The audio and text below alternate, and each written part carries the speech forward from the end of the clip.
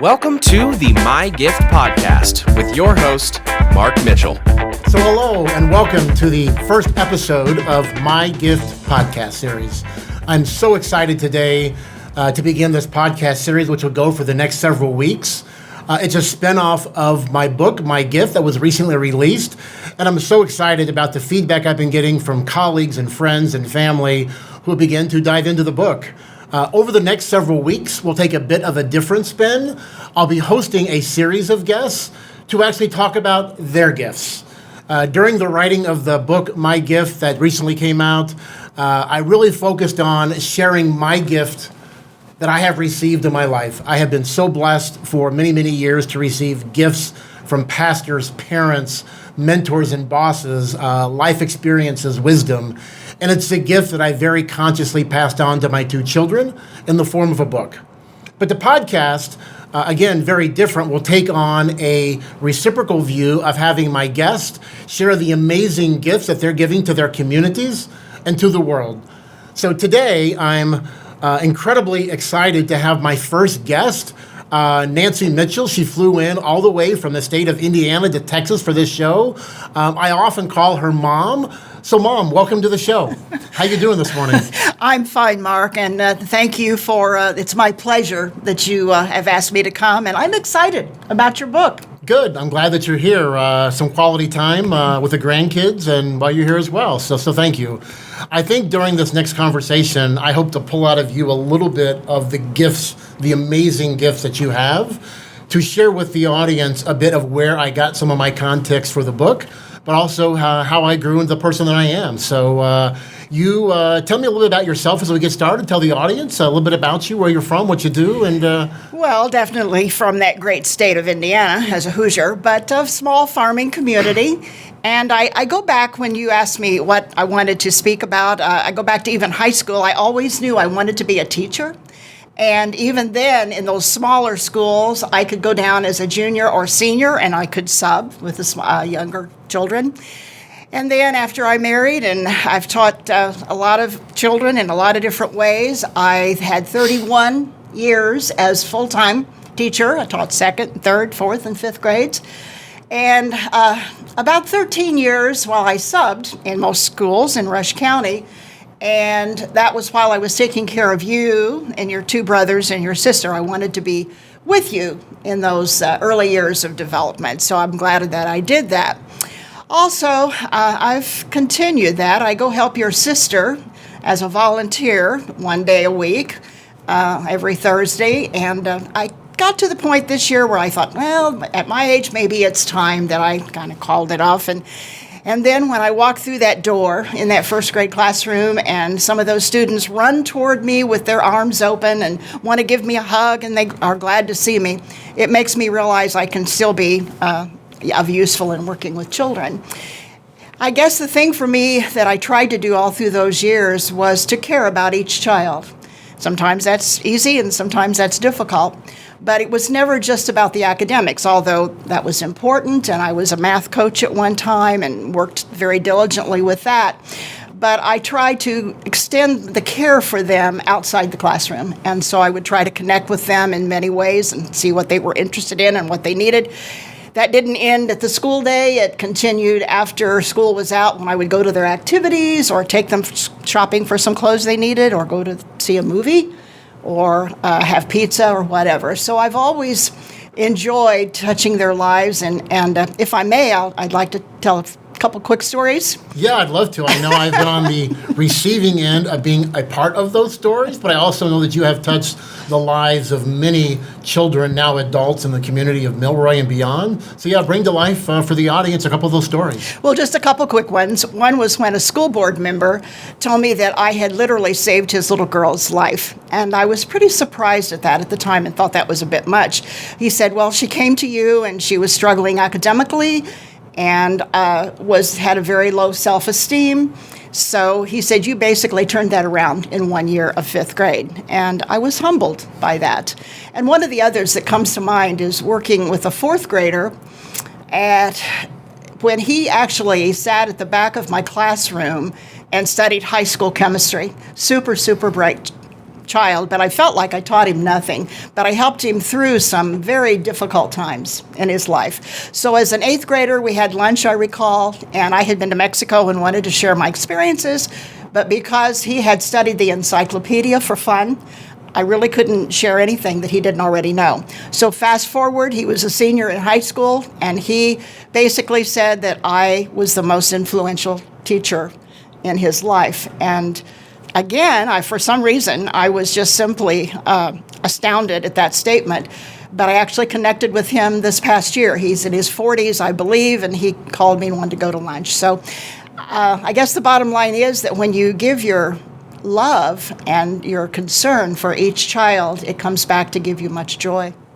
No, I think without a doubt, over 60 years, 31 full-time and 60 roughly total teaching. One of my future guests I'm bringing on, which I think I may have shared with you, is the president of Junior Achievement of Dallas. So obviously your influence on me about the passion for children, education, some of their studies show that children in that 12, 13, 14-year-old age are already thinking about dropping out of school. They just can't do it yet. So tell me about a bit more about that 5th grade, that 6th grade, and the impact you've had. Because I know some of those adults come back to you today, right? Oh, I get phone calls. I've had a phone call every week from a young man I had not contacted for 40 years. I was sitting at a reception, and a lady came up behind me, and she started singing Zippity Doo-Dah, and I had her in 1964. And I had not seen her since, and that was amazing as well. So yes, I get a lot of calls and visits to our home and responses that really make me feel good. Yeah, I think it's clear whenever I come visit, but be here for 2 or 3 days, the phone never stops ringing, right? So between you and Dad, there's this servant's heart that has started with teaching, but has manifested itself in many ways in your life. I know that you're also passionate about the church and music. Is that fair to say? That is true, and I want to add one more thing there very quickly, that I would take your 2 daughters to the Rush County Fair, and we would walk through the pathways and the different things to see, and they would go, "Grandma, do you know everybody in Rush County?" Because they were anxious to go to their ride or whatever, and I was always stopping and talking. So it's been a great ride. But you ask about some other ways, and one of those was music. I've always loved music and how it touched people's lives and how you can reach children through that medium. And while teaching 5th grade, I actually conducted and directed a lot of 5th grade, especially programs and at school. I've actually extended that to church and helped a lot of children in there. Actually been in that small church, country church, for about 58 years when I married your dad. Have been involved in music ever since that time. Actually, I'm still the worship leader and doing music still today. And during that time, we did a lot of things we worked with children and did rockathons and all types of things I know you were involved in. And one of the things I did was to direct church musicals, which was a big fundraiser for us, even though we were small. And a lot of those finances went to help children in many different ways. And also sang with Harmony for 30 years in a gospel group. And all of the money that we got for love gifts during that time, we never took it personally. We always gave it to children as far away as West Virginia, Mountain Mission, and all those kinds of things. So, tell me more about Harmony. I recall fondly you're traveling with Harmony, the group of 4 or 5 that were together for so many years. Tell me more about the mission. How did Harmony come to life for you? Well, actually, it was my brother. We were sitting around one Christmas, and he says, "Let's start a gospel group." And I'm like, well, who would we have? And one thing led to another, and we finally found 2 other people willing to sing with us, and it began a great ministry. We've sung all over Indiana. We've sung in Kentucky. We've sung at state parks.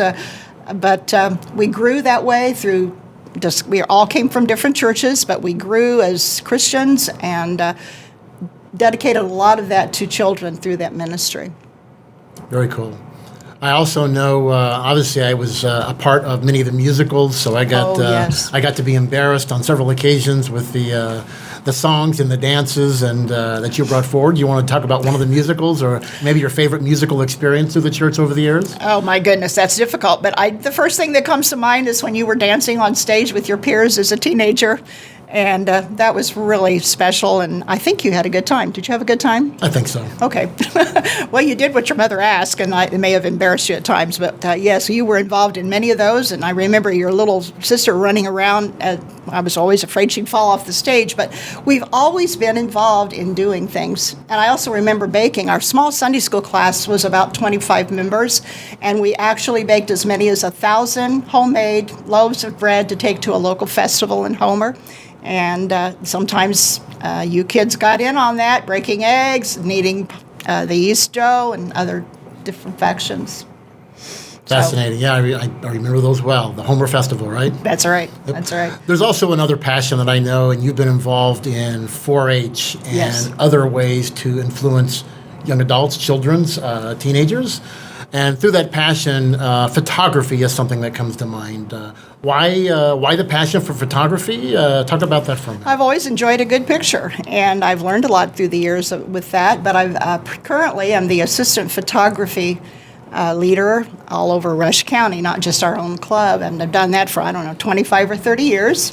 But I have always invited the kids when they need us to come into our homes. We've opened our doors to that, or into my home to help them, and with workshops and field trips and all that. And it's just been a great way to help out young people again, and maybe help them find their passion and what they want to do with their life. Actually, one of those children is now a professional photographer down in Tennessee, but she has brought her children to me to ask me how I thought they were reading, because she was homeschooling. And it's just been, and your dad, I have to get your dad in here somewhere. He just retired from 60 years as a 4-H leader. So we've both been involved big time with that organization. No, I'm glad you mentioned Dad, because when I wrote the book, I used the Mark P. Mitchell on the cover, and people often say, why is it not just Mark Mitchell? Why is it Mark P. Mitchell? And of course, my first answer is it's Mark Purdue Mitchell, because people know that I bleed black and gold as a Purdue Boilermaker. Yes. But in all honesty, Mark Philip Mitchell, named after my father, the same initials as my grandfather, Paul Mitchell, Mary and Paul Mitchell. So yeah, without a question, Dad's not here today with us. He's taking care of things back in Indiana, but I know that in addition to the clear influence you've had on me, and of course the book, he has as well. Some of the greatest influences of my life came right at home. That is absolutely right. He is not in the best of health these days, but he still works at a food pantry that he helped start in Rush County, and active in the church, and just a lot of different things. So we've been blessed, and we really go back very quickly to our parents, because both your dad's parents and mine set wonderful examples for us. They taught us the importance of a good work ethic, and to be respectful and kind and help out and care about other people, and took us to church, and I really am thankful for that. As I have gained years of experience in my life, especially in the corporate world, which I recently left, people often will say Mr. Mitchell, and I have to look around, because I look for my father whenever I hear Mr. Mitchell, because Mr. Mitchell, my father, Yes. Is Mr. Mitchell to the entire community of Milroy and Rushville and beyond. A school administrator for over 40 years, an ordained minister for the next 10. 12 years. And now retired. So clearly the two of you have shared that passion. How does that work in a relationship when you're all so busy going this way? Sometimes we've had a great marriage, 58 years, and sometimes I don't know how we did it, but we did, and I'm very proud of all 4 of my children. Now, I'm going to turn this around, because I'm your mom, correct? Yes, you are. I really didn't see it coming, that you would write a book. Why did you write it? That's a great question.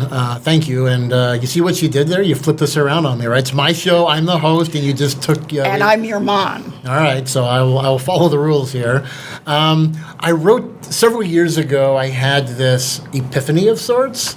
And some people find it a little bit weird that I say I've written my aspirational epitaph.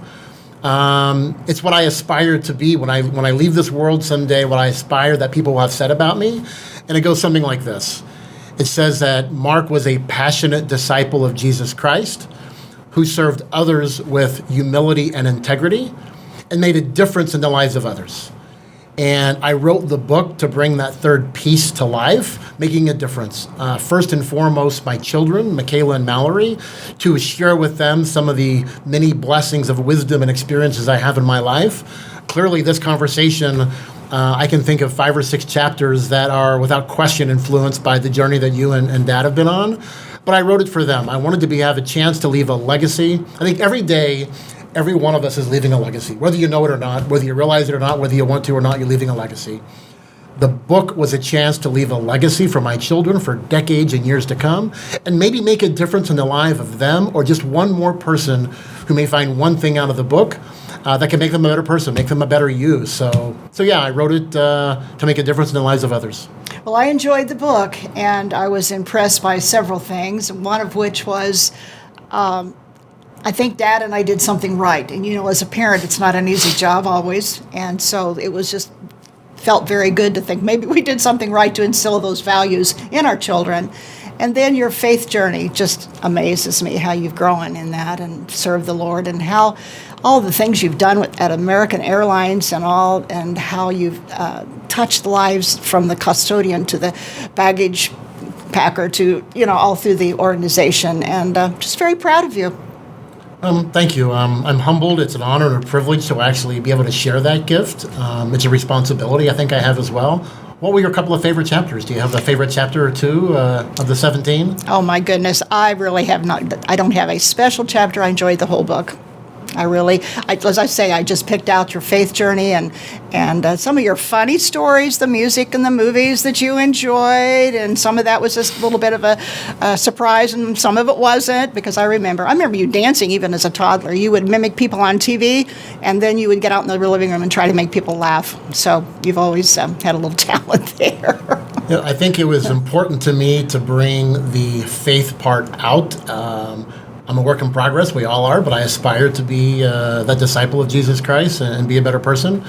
I hope that everyone who reads it can come away with one thing that can make them a better person as well in their life, make a difference. Absolutely. But I love chapter 4, which talks about redemption. It's never too late. No matter where you are in your life, it was a hard chapter to write. It was an important chapter because I think that's we're called that way, right? It's never too late. Absolutely. We all struggle at times. We've recently in our community faced a couple of suicides, and I just have to believe God's love and His unconditional love and His mercy, and that we all can be better than we were at one time. No, I think that's true. And clearly, the incorporate music into your life chapter might have had a little bit of influence from you. There was always music in our home from the day, the piano, the trumpets, the music, right? It was always there. Yes. Your sister still sings with the praise group, and she and I both are participating in Jesus Christ Superstar in our local chorale, and one of our performers is a local person who's actually performed that musical on Broadway, so that'll be fun. So I wasn't going to do it, but, decided I still would go one more time at least, and so yes, music, and Mike, your brother, oldest brother, plays trumpet with the Knoxville Church, big church, and United Methodist Church. So yes, we're still involved. Now, there's two other things that I just can't help but is floating in my head because of this conversation. And one of those, you mentioned time with Michaela and Mallory at the county fair. And I talk about the book that we often try to give things to people, but the most precious thing we can give to others is ourselves, our time, and create experiences with them. Absolutely. And so I've really tried to do that same thing with my girls and with Gina as we go through our lives. I think the most precious thing we can do is give ourselves to others. The other thing, which is probably as much influenced by you and Dad, but also by some of my mentors, was relationships. Relationships matter. There's a study which I find amazing by Dr. Robert Waldinger of Harvard University. It's over 80 years running. He's like the 4th director to oversee the study. What do you think the number one key to living a long life is? What's the number one factor to living a long life? Wow. I've heard that people who own a dog will live longer, but I don't focus much on that. I would guess love, caring. The dog part's not far off. Healthy relationships. People who have healthy, rich relationships in their lives live longer. Wow. They do that because of the social interaction. They do that because they have the relationships. They want to stay in shape or live a healthy life to live longer, to be part of that social connection. Do I have time to add one thing? Of course you do. I love This is your show now, I think. I loved being a grandma to your two girls and to my other grandchildren, and we had what became known as cousin camp, and so they would come and they would just spend a week, and one summer it was 3 weeks, and it was just time spent. I always wanted to be a good grandma because my grandparents were such positive influences in my life. I'm done. No, thank you. You've been an amazing guest. I'm blessed to have had you and the entire Mitchell Hedrick village that raised me over the years. I think it's clear today that from having you on, those who have begun to read the book or have a little bit about the book, what was influenced by you and Dad during my last 50-something years. So it's been exciting to have you on. I know it's a journey with Dad's health and coming all the way to Texas for a few days. Thanks for making the trip. As we wrap up here today, though, I just want to say, again, thank you for being here. You're welcome. My pleasure. And this is the beginning of roughly a 10-part series. I hope you found today's conversation enlightening, but I also hope you'll come back in the coming weeks. We have some amazing guests coming on. I alluded to the fact we have Junior Achievement, the president of Junior Achievement, making a difference in the lives of children. We have guests talking about women in leadership, human trafficking, and solving the homeless problem in our communities and across the globe. So we are excited. I challenge all of you as you listen to this series today and going forward that everyone has a gift. And I challenge you to understand what that gift is and to share that gift each and every day to make a difference in the lives of others as well. So that's a wrap for the day. We'll look forward to seeing you next week, and thank you, Mom. You're most welcome, son.